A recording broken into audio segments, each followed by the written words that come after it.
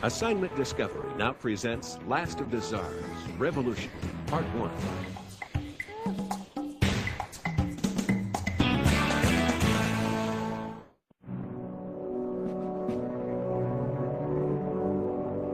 In March 1915, the Russian army captured a key fort at Peremyshl, Poland.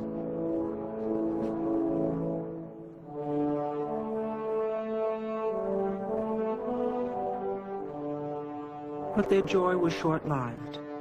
From now until the summer, they were to suffer defeat after defeat. As desperate as the political situation was, the Tsar and his Empress Alexandra remained absorbed in their own family life and the past glories of the Romanovs. And as the tides of history swelled into a tidal wave, they found themselves right in its course, struggling to remain afloat.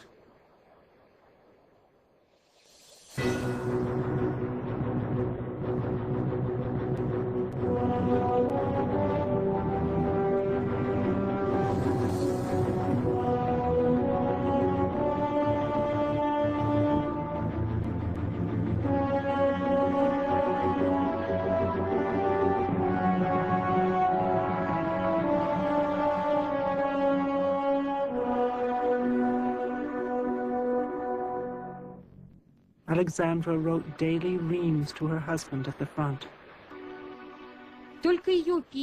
In our archives, her letters alone number over 600, and 2/3 of them were written in the years of the First World War.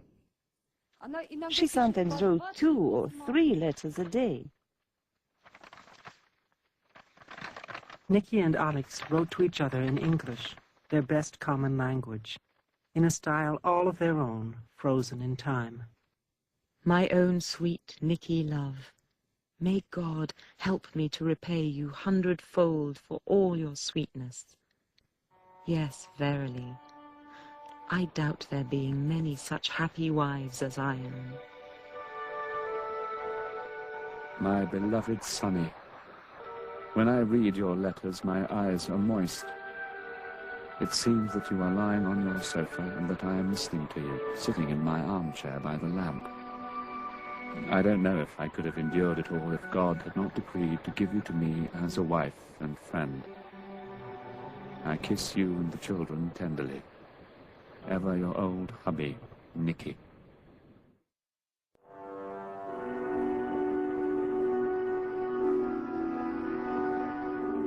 That summer of 1915, Nikki had his hands full at the front, and so his wife began to try to lighten his load by helping with the affairs of state in the capital.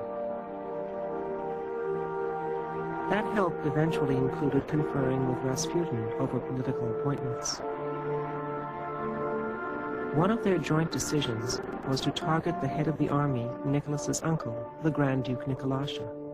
Please, my angel, I have absolutely no faith in Nicolasha.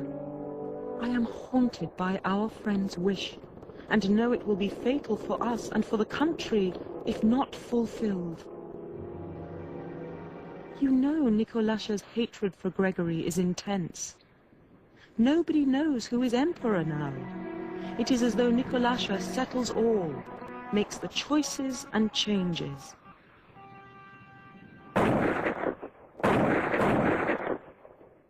At the end of August 1915, Nicholas summoned his council of ministers and told them he was going to replace Nikolai.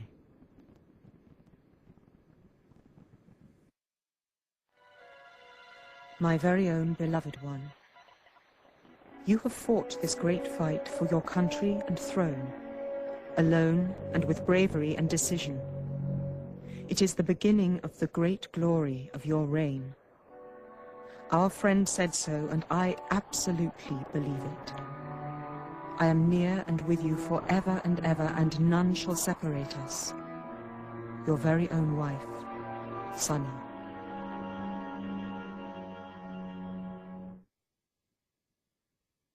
Rasputin was always careful to appear devout and servile with the Empress, leading her to believe that all rumors of debauchery were just that, rumors.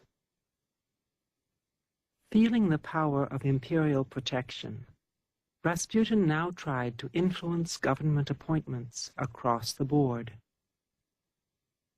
People like my grandfather at the time when he was governor of Petersburg used to receive little notes, short notes, from Rasputin. All his notes always started in the same way, dear friend, they always said, please appoint so-and-so to whatever Rasputin thought.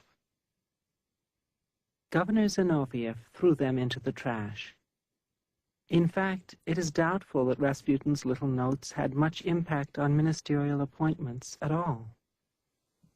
What is truly important about Rasputin is not what the man did, but what he was perceived to have done or be doing by Russian society. And it's how he was perceived and the way that that destroyed the prestige of the dynasty that is really important in the history of the Russian Revolution.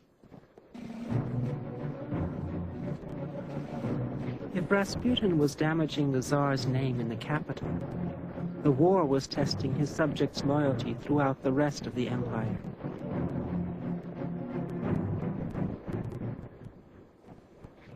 Wounded soldiers, recuperating far from their families, were torn by the letters that started to arrive from home. As a boy, Kolya Izachek read such letters aloud to soldiers billeted in his school. They were writing that, for example, Ivan had also been drafted, that one of them had to sell their cow, that the horse couldn't work anymore, that there were no men left in the village. All had been driven away to this carnage, and that we, women, are sowing and gathering in the harvest and doing the work of horses. Life had become very hard. There were no supplies left, no cotton or cloth, barely any kerosene.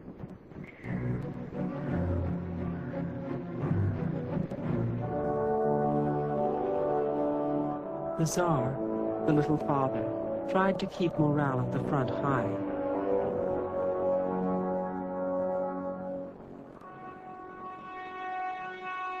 His own morale was far from high as news from Petrograd of strikes and shortages filtered through. And to those who saw their Tsar at this time, his face betrayed his sense of isolation. When he raised his hand in greeting to us, in his face was, I can't describe it, I saw such a look of terrible despair, as though he were asking us, what shall I do? That winter of 1916, the whole family were again reunited with Nicholas at headquarters at the front.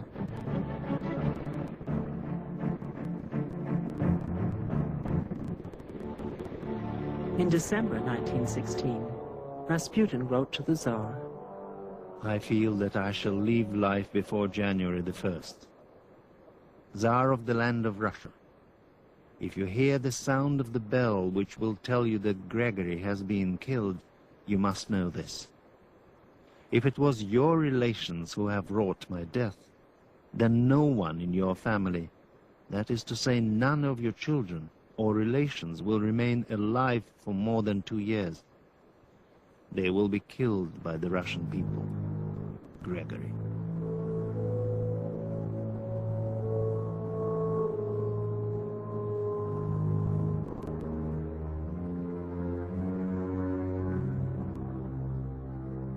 In Petrograd, Rasputin's supposed political influence was grist to the mill of the Tsar's enemies. And in the Duma, one member finally had the courage to say what others were thinking. Vladimir Purishkevich was a prominent monarchist. The Tsarist ministers are puppets whose strings are held tightly in the hands of Gregory Rasputin, that evil genius of Russia and the Tsar. And the Empress Alexandra, a German woman who's been left on the throne. The Tsar's reluctance to rid himself in Russia of this corrupt man is pushing Russia into an abyss from which there will be no way back. Those closest to the Tsar felt it was now time to act. The Tsar's first cousin, Grand Duke Dmitri, was to take up the challenge. If Nicholas would not put an end to Rasputin's influence, then he would.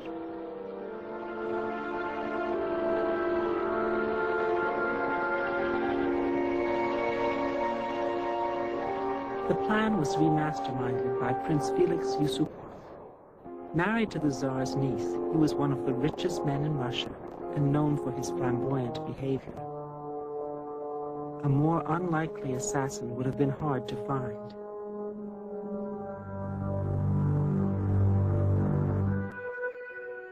At the Alexander Palace, the Tsarina was frantic upon hearing the dire rumors about Rasputin. She wrote to Nicky. You can imagine our feelings, thoughts.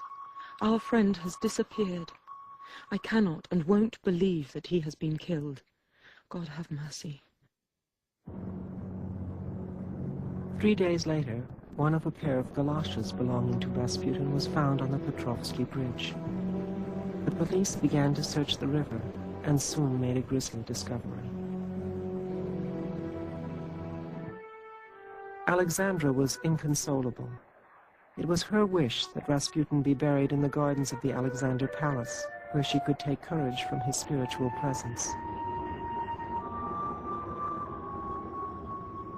Nicholas returned from the front to comfort his grief-stricken wife, who was by now despised by her subjects and bereft of her source of hope. For Nicholas, it was one step closer to the abyss.